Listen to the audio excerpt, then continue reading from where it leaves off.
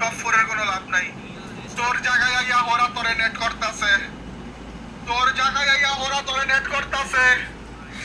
হইব না, আমার আর ভাল লাগতেছে না। আল্লাহ, তোরা আর জনে নাই, তোরা এখন কি করবি? তোরা তো জনে নাই, তোরা এখন হোরারে পুষো দিবার পারবি না। তোরা এখন হোরারে পুষ দিতে গেলে তোকে বাইরেতে মারবো, তোকে এক্সট্রা ড্যামেজ দিব। তোরা কি করলি? বাইরে কি হলো?